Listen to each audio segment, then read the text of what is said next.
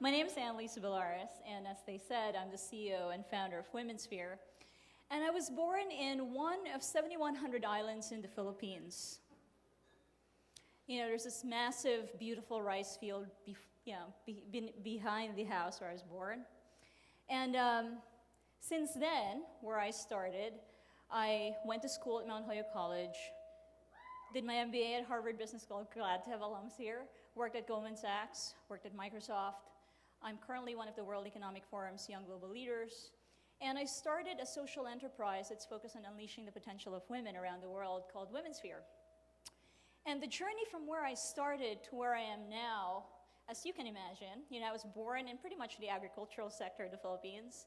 And now I'm surrounded by people and 1%, the 1% of America. You know, you are the people that they're rallying around. And so it's great to be in your company. I just wanted to say that my talk tonight is actually going to be about that journey. You know, I literally crossed an ocean and metaphorically also crossed an ocean. As you can imagine, crossing an ocean is not just about looking at distant lands that are inviting and beckoning you, and it's not just about the adventure of crossing the ocean. The reality of crossing an ocean is that, you know, it's fraught with these waves that push you up and pull you down. It's fraught with thunderstorms and all sorts of things that you have to navigate through. And I'm not going to talk about the importance of scholarships, the ones that I've received, and investment in education, which I think is extremely important. I'm going to talk about one of the aspects of what's allowed me to make this navigation successful to where I am now, so that I'm actually, you know, standing in front of you, talking to 1% of America, and thinking, you know, you're all thinking I have something valuable to say. That's pretty amazing, given that 30-something years ago, I was like in this little rice field in the Philippines. That must have been some crazy journey, right? And it's a journey that really was inspired by heroes in my life, and that's what I want to talk to you about. Specifically, female heroes, heroines. Starting with my mom, nonfiction heroine number 1. My mom never finished high school, but she was willing to do anything legal and ethical to make sure that I and my brother had an amazing education, learned to speak English, read all the books. She literally scrubbed floors, was willing to sell fish, was willing to sell, you know, mats and cheese, and just had this amazing work ethic and amazing faith that I thankfully inherited. Nonfiction hero number 2, the president of the Philippines. When I was growing up, we had a female president. This woman was the president of a democratic Philippines after a 20-year dictatorship and survived 6 military coups d'etats during the 6 years that she was a president, as well as every single year there was like a major natural disaster, whether it was a hurricane or Mount Pinatubo erupting or some major earthquake, disrupting peace in the Philippines. This was a woman who handled pressure with so much grace and was one of my heroines growing up. I also had a great fortune of learning English when I was 3 years old, even though I grew up in the rice fields. I finished reading the Bible by the time I was like 10. I finished reading the Nancy Drew series, all 50, 60-something books of them, by the time I was 9. And Nancy Drew inspired me to want to fly planes by the age of 18, something I haven't accomplished yet, but, you know, has sort of inspired that.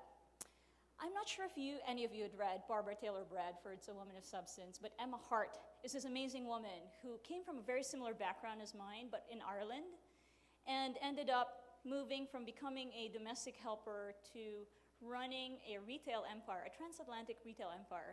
And at the age of 13, when I read this book, I'm like, wow, that's an amazing woman. What's a transatlantic retail empire? Very inspiring. Queen Elizabeth is one of my heroines. She maintained peace in England, and during that time of peace, Shakespeare and Shakespearean theater was able to flourish. So was peace and the advent of science and many discoveries that England ushered into the world and contributed to our civilization. And I look to her leadership as a sign of amazing times for women like her that can basically lead through turbulent moments. But today, I look to women like Hillary Clinton and Ellen Johnson Sirleaf for building peace in a very tumultuous world. And so these are some of my modern-day heroines in public service. But I have to share with you my secret heroines that I watched on Hulu after midnight. Olivia Benson, Law & Order SVU, Lara Croft, Nikita, and Olivia Dunham in French. Honestly, these women make me feel like the world is so much of a better place because they exist, even in fiction. And I have to just say that heroines are so important because not only do they kick ass, they really, they embody bravery, the kind of bravery that is required to surmount insurmountable odds, the kind of courage that is required to really forge through very impossible times. And I love the fact that these fictional and non-fiction heroines exist in my life to give me that courage. To build Womensphere in the last 4 years, for example, which is like the worst 4 years in the US economy, we've been able to build a social enterprise that has become global. That kind of thing is like a miracle, but not really. When you think about the fact that there are heroines, both fiction and non-fiction, that exist, and they have managed to do real things. And so Womensphere is actually a world, about a world of real-life heroines, like Lynn Tilton, who has turned around 75 companies and created 250,000 jobs in America. Or Carla Harris, who I met over 12 years ago, is one of the most successful African-American women bankers in Wall Street. Or Karen Bergman, who is revolutionizing computing so that everything is powered in the future. It's like next gen computing. Everything in the future is not going to be powered through electronics, but through nanophotonics and through light. Marissa Mayer, the woman behind search at Google. Linda Curtin, CIO of NASA. These are some of the women that we've had at Womensphere. Heather Leathers and Elaine Barsoum are tackling the issue that there are 100 million widows in the world. And these women are among the most impoverished and really, need education and investment. Ayesha Verayu, former banker, has managed to create this amazing feeding program that sends thousands of girls in the Philippines to school, at $15 per head for an entire year.